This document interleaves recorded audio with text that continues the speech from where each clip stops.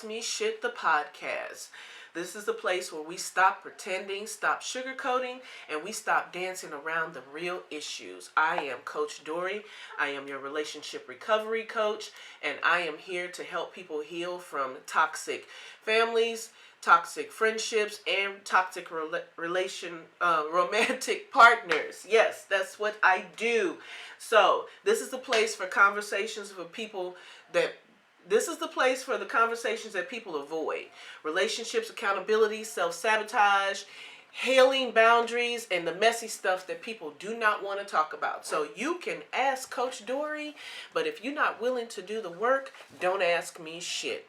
All right, so today's topic is, and I mixed up all my notes because I've had to record this 50 million times. So today we're going to talk about why survivors of narcissistic abuse are being asked to explain themselves over and over again. And I have a letter here from someone that wrote in. It says, "Dear Coach Dorie, every time I open up about my experience with my narcissistic ex, I feel I have to explain myself over and over again. People ask what I did, why I stayed, and whether it was really abuse. It makes me feel small and crazy all over again. Am I wrong for not wanting to explain anymore?" All right, my friend, I've got an answer for you. And I want to thank you for sending this question in, because this is a common issue amongst narcissistic abuse survivors, where their friends and families want to help and they think they're helping, but they're actually causing harm. So the short answer, friend, is no. You are not wrong. You are okay. So you not wanting to explain anymore is not wrong. You are responding to harm. This is harming you. This is not communication. It is a boundary issue. And people do not understand that when they start questioning the survivors, you are re-traumatizing the survivor all over again.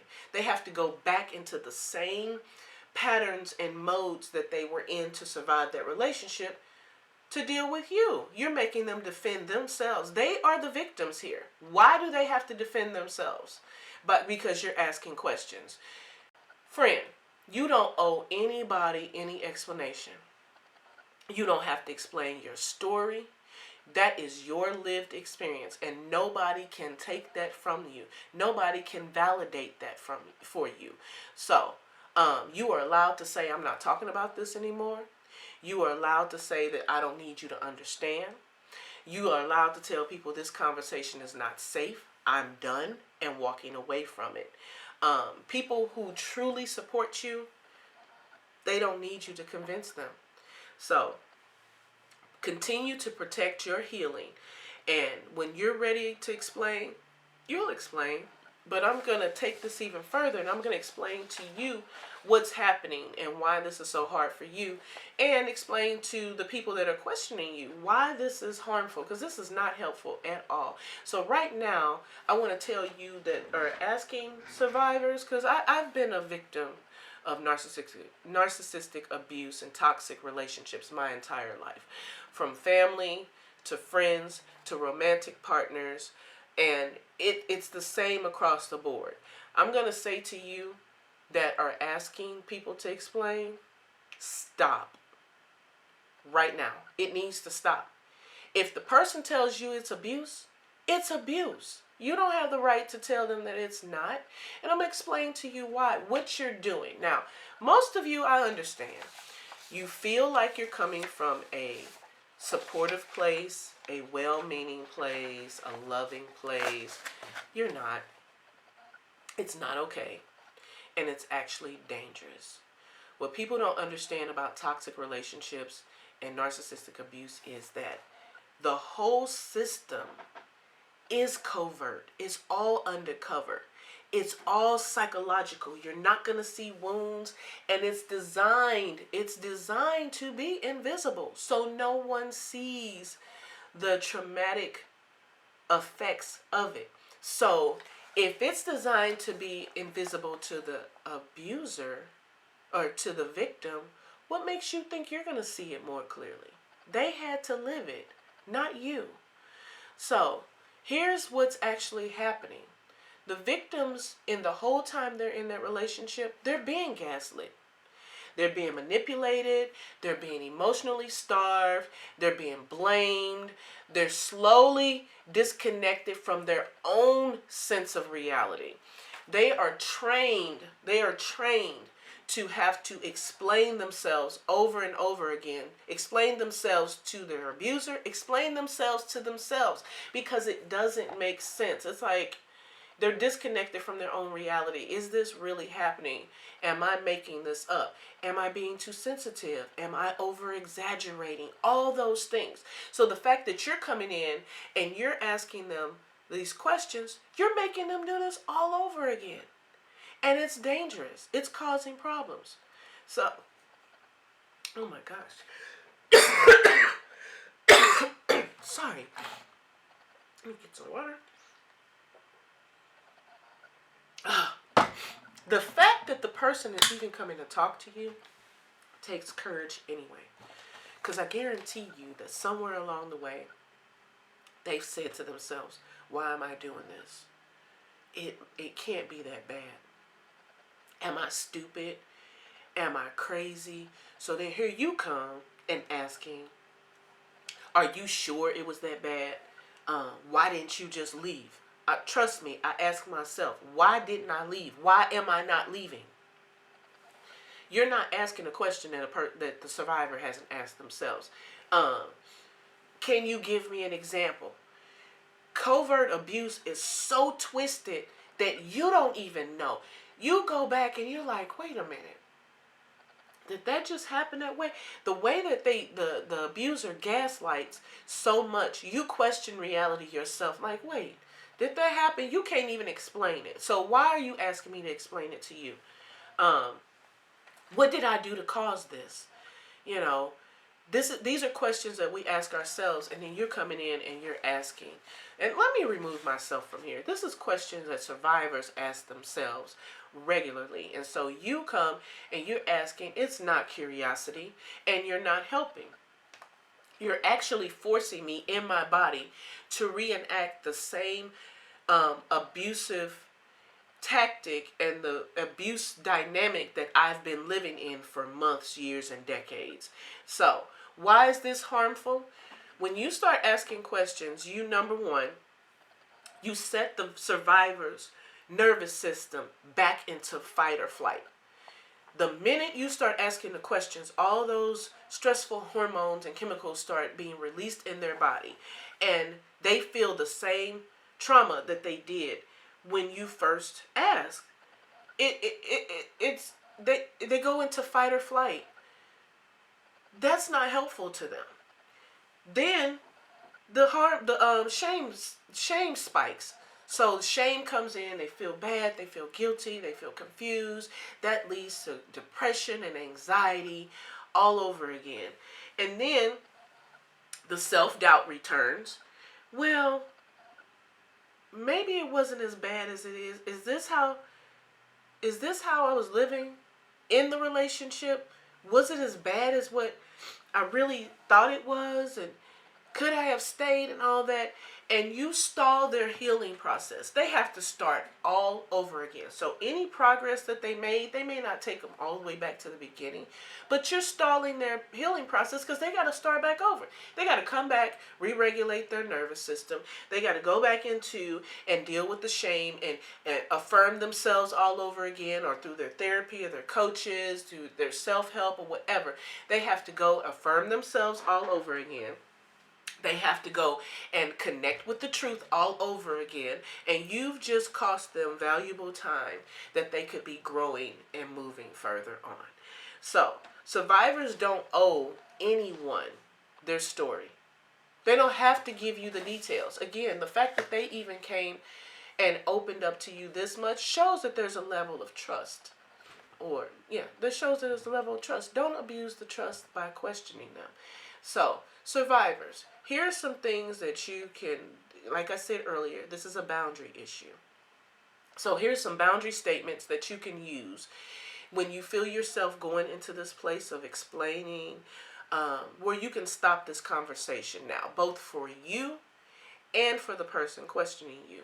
So if someone is questioning your experience, you can say, I'm not debating my experience, and be done with it.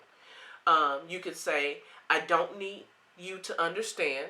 I need you to support it. I'm not explaining this again. Done. Nothing else needs to be said. This isn't up for cross-examination. Why are you questioning me? I know what I lived. I tell people all the time, you cannot deny my lived experience. I know what I lived. So please, once you make these comments or these statements, they're done. You don't go into explaining, don't go into over-explaining, over-performing, apologizing, or anything. If someone says, are you sure it was abuse? Yes, I'm sure. Done. It was abuse. Period. Stop talking and let the silence do the work. You could say, I'm not here to convince you. Or you can say, I don't need to make sense. I don't need you. It doesn't need to make sense to you to be real. What if they say, why didn't you leave? Leaving isn't simple when you're being psychologically manipulated. Again, this is abuse that's going on in the head. It's in the brain. It's not something that you can physically feel. You feel it, you're going to pay for it. It's going to cost you in your body, but it's not something that you're feeling. So when you're psychologically manipulated, you can't just get out of something. It doesn't even make sense to you. Okay? If someone says, why didn't you leave? The question, you can say the question blames the wrong person. Your question is blaming the wrong person. It's amazing to me how we always make it the victim's responsibility to do the work. Why don't we ask the abuser, why don't you stop abusing? That's the simpler question. I mean, really. You're asking the wrong person, right? Survival looks different on the outside. It really does.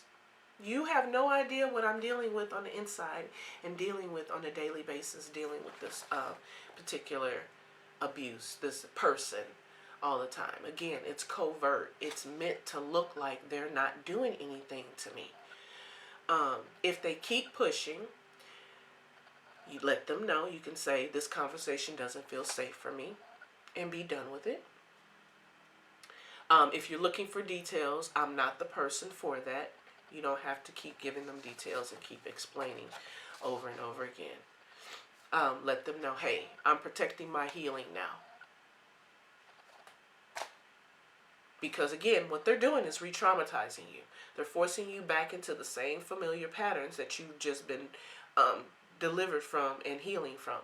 No, I'm protecting my healing, and stop the conversation. Last, you could say, we can change the subject, or I'm going to step away. And step away. If they want to keep pushing it, step away. You have the right to do that. You do not owe anyone your story. You do not owe anyone your experience. You do not owe them an explanation. You can end that conversation, protect your healing, and walk away. So those are just some boundary statements. Again, setting boundaries, because we haven't, or people haven't been able to do that over time. They've been conditioned and trained to not have boundaries, to have soft boundaries. You need to practice them. Stand in the mirror and practice them. Practice them with people that you know and trust. If you need some more boundary statements, or you need to craft something that works for your particular situation, give me a call, send me a message. We can work on something together. And you can find more of my boundaries, and I think it's like 50 mini boundaries and statements that you can use in various situations in my bio. And go to the free resource tab, and you can click on that and get free things there to help you. So now that we've got that out of the way, let's work on our own bullshit, okay? Because why you questioning them anyway? Why is this so important to you that you understand what has happened? So I have some reasons why. Because it's not always as innocent as it appears. And I know a lot of times people feel like they're coming from a loving and concerning place. But it's not as innocent as it appears. So here are some reasons why people actually insist on trying to find a way to believe the victim, to believe them that it's narcissistic abuse, and why they put them on trial. And trust me, it's not confusion. If they check themselves, they'll realize it. So as I go through these, and if you feel like I'm talking about you, I probably am. So check yourself and do the work so that you don't keep abusing and keep the abuse cycle going on for people that have come out of these type of relationships. And again, I don't care if it's family, I don't care if it's friends, I don't care if it's husbands, wives, romantic partners. You are re-traumatizing those people, and this is part of the reason why you're probably doing it.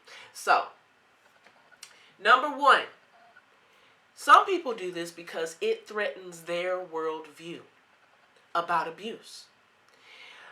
If they believe you, they must accept that abuse can be subtle and psychological. A lot of times, again, when we think of abuse, we think of physical violence, we think of, just different harm like that. We don't think about the psychological effects that are left behind, and we don't think about just crazy making and the little things that people do that can actually, narcissistic abuse actually can lead to bipolar disorder. It has the ability to affect your brain and change your brain chemistry in a way that will not be the same. And because it's so subtle, it's harder for people to understand it. That's what we're talking about, right? So it forces people to believe that abuse can be subtle and psychological. It also forces you to have to look at the fact that charming people can be dangerous. Charming people can be dangerous. We know this. Look at every serial killer. Somebody said, everybody that's kidnapped somebody and left them in the basement, everybody that's abused children, look at all the abusers. I didn't think he was like that. I didn't think she could do anything. She was so nice. They're charming. They have to be. When you first meet somebody and you think, ooh, they a little off, do you think you'd easily become their victim? No. So they have to be they have to be personable. They have to be kind. They have to be something, or you wouldn't believe them. Charming people can be very abusive, and they're actually the worst ones because they can hide behind their charm. Okay. If you believe the abuser, if you believe the victim, you have to believe that you may have missed red flags yourself. Don't let it be somebody you know. If you like the abuser and somebody comes and tells you what they did and you're like, wait a minute. If he got over on her, if she got over on him, then they got over on me too. And we don't want to believe that we've been duped by the abuser. So we start questioning the survivor. Well, explain to me. Can you give me an example? Are you sure that's what it was? Because he seems so nice. No. If they tell you that they are abused, believe them. You want an answer because it makes you feel uncomfortable if he may or she may have tricked you too. So that's the first reason. Right. The second reason is it forces them to confront their own stuff. Sometimes your story mirrors other people's lives. So I had friends that when I was going through my abusive relationships, and they're just kind of like, are you sure? And well, it's not that bad. Or why? Because when they listen to the story, or they look at the whole situation, it mirrors their own relationship. And they don't want to admit that they're in an abusive relationship. They don't want to admit that their spouse is controlling and manipulative and narcissistic. And so it's easier for them to find a way to find a way and question you and make you question your reality so that they don't have to question their own. Whether it's marriage, their parents, their boss, their kids, they don't want to admit that. So, because if they admit it, they can end up having to say, wait, was that happening to me too? And denial is much easier to accept than awakening, than the honesty, than the truth of it all.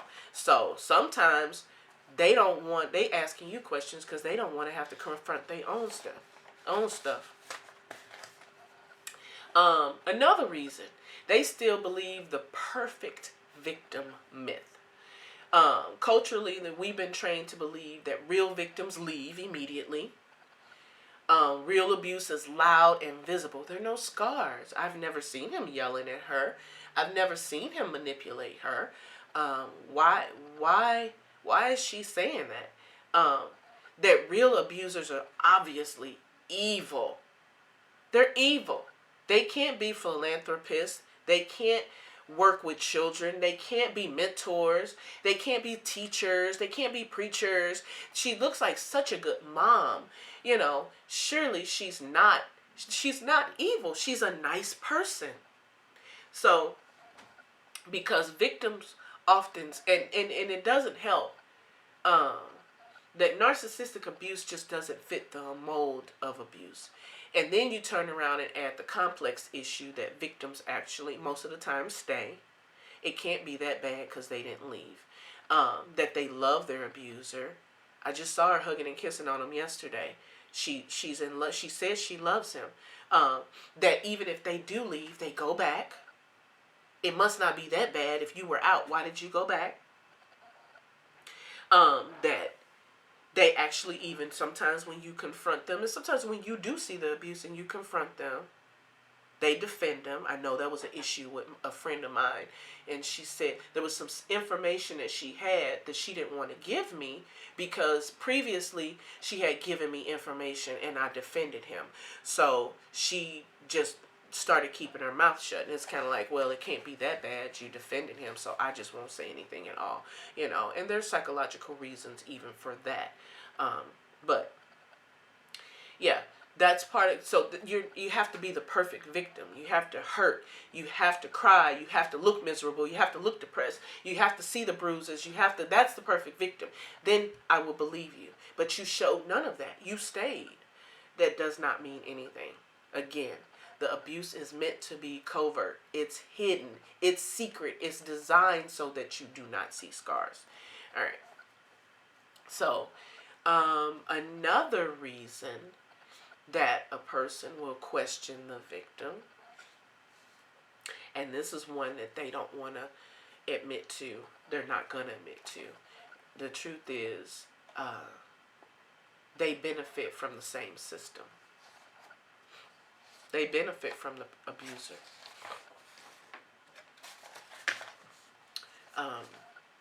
They minimize the emotional harm because they live the same way.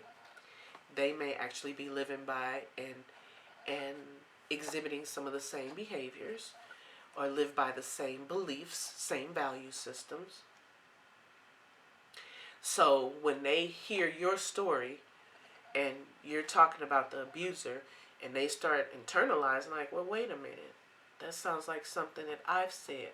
So is that really abuse?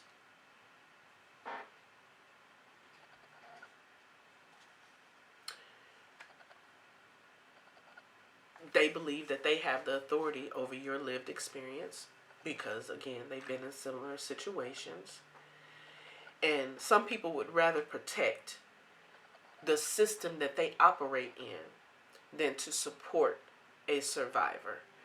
So that's a big one. And that one actually is probably the most detrimental of them all, where a person would rather dismiss your feelings, dismiss your abuse in order to protect their own image and their own value system and not do the work to change themselves. So, another reason why a person would question the survivors is they are protecting the abuser themselves. It could be conscious, it could be not conscious. But sometimes, again, and I said it earlier, the abuser is charismatic. Oh, he's such a nice person. She's such a nice person. She seems so much fun, and every time I see her, she's having fun. She has so many positive things to say. Surely she... No, are you sure? Let the person be generous. Oh my gosh. But they donate so much money to the St. Jude's Hospital Fund, and they helped me last week when I couldn't get groceries because I was laid off. And they're generous with their time. They give, they what am I trying to say? They donate their time down at the school, and they work with kids, and they're mentors, and they're all these things. So we tend to want to take up for the abuser because, again, they're so generous. Surely and truly, they could not be. It couldn't be that bad. Are you sure? Are you sure you're not making this up? They helped me. They're socially respected. They're a pillar in the community. They do so much for the neighborhood. But again, someone can be kind and still abuse you. It's possible. It's very possible. So,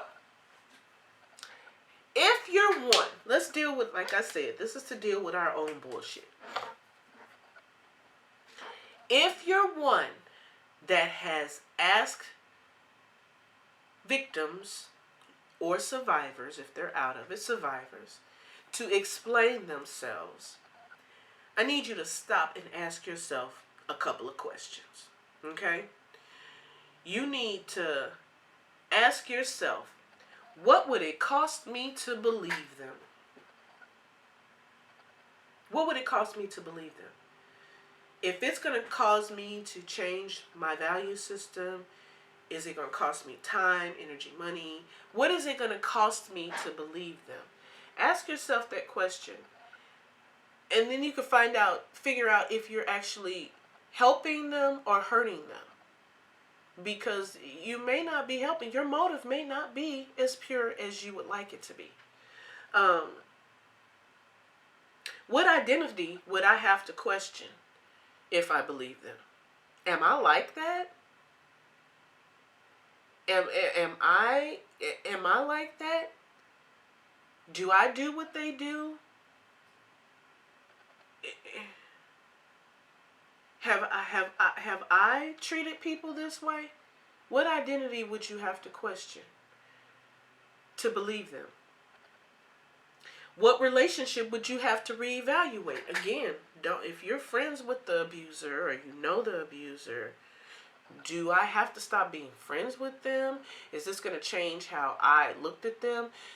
Do I have to look at my own marriage and maybe I'm a victim also, or maybe I'm an abuser also? What relationship do I have to reevaluate? Even reevaluating this relationship with the survivor.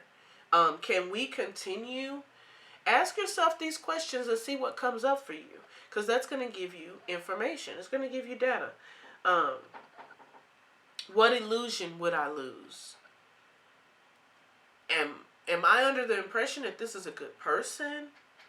Do I have to stop and think about there are really more bad people in the world than I paid attention to? Yeah, just ask yourself some questions. Your body will tell you. You'll feel the nervousness, you'll feel the anxiety, you'll feel something, but there's an answer there. Ask yourself the questions before you start questioning the survivor, because again, a lot of your disbelief may be rooted in fear. Fear that you'll lose a relationship, fear that you'll lose an identity, fear that you'll lose an illusion of who someone is, and you don't want that to change. I find this difficult for me a lot of times when I think about some of our historical figures, and then I find out stuff about them, and it's like, oh my gosh, I don't want to know, because I have to admit the fact that this person is human. He did all this for the world, and he was an adulterer. He did all of this for the community, and he once was a drug addict. You know, I know myself, I don't want to know too much about people, because it's going to change how I see them. So a lot of times we do the same thing when we're looking at the abuser. You don't want to know too much, because it's going to change how you view them. But ask yourself, what it's going to cost you to believe this person. Okay, so here's what you can do. Instead of questioning someone, here's what you can do to support people, all right? So someone comes to you, they're telling you a story. This is what support sounds like. It doesn't sound like all those questions. Well, is it? Are you sure? Are you exaggerating? Are you too sensitive? Let me give you an example. No, I don't. No. I don't need none of that. What I need to hear you say right now is, I believe you. That's support. That's the kind of support I need. That's the kind of support the abuser needs. But not the abuser. I am so sorry. If the abuser would ever be honest, yes, say I believe you. But that's the kind of support that the survivor needs, the victim needs. I believe you. Or, that makes sense. Trust me. If you've been around someone that's been abused by a narcissistic person, you've seen some changes. You've seen some unexplainable behavior. You've seen a vibrant person shrink and become this wallflower. You've seen them isolate themselves. You've seen irrational, what you consider irrational responses to small things. You've seen it. Now that they're telling you what happened to them, it should make sense. It makes sense. That's how you can show support. That makes sense. Instead of judging, listen. Because they're giving you the answers to what you already seen. Okay? Let them know. You don't have to explain anything to me unless you want to. When you're ready to talk, I'm here for you. Don't force somebody to talk. They may not even have the words in the moment. And the more they fumble over their words, the more it looks like, they're going to think I'm lying. I can't even explain it right now. No, be there when they're ready to talk to you. Don't force somebody. If they say they need space and they don't want to talk about it right now, then don't talk about it. Leave people alone. Shoot. And then most importantly, you don't ever have to understand what happened. Empathy goes a long way. I am so sorry that this happened to you. If you understand it or not, are you sorry that someone is hurting? I am so sorry that this happened to you. And leave it at that. Done. Okay? So, if someone tells you that they've been abused and your instinct is to question them, stop. Pause right there. Pause. Ask yourself some of the questions, and that'll let you know if you're really there to support the person or if you're trying to protect yourself or protect the abuser. Okay? Because I have the notes I have, because healing begins when survivors are believed, not when they're forced to defend their pain. Okay, so that's what I have for you today. If you need any help, again, crafting a message. If you need help learning how to set boundaries when people cross this boundary. If you need help reframing even your own opinions about this, because you know that you've been guilty of questioning people and you want to know how you can be a better support, a better loved one, a better friend, don't hesitate to call me. Don't hesitate to leave me a message. don't hesitate to ask me any questions. But again, if you're not ready to do the work, don't ask me shit. Sorry. Okay. Oh my gosh. Tried to make it without all of that. All right. If you know this helped you and it helped someone else, please share it. Please like. Please subscribe. I'm having a blast coming here. I have more to come. You can find out how to connect with me somewhere in the links below. Yeah. And let me go before I choke to death.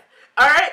So have a good one, and I'll catch you next Friday at 12 p.m. On Don't Ask Me Shit. Bye.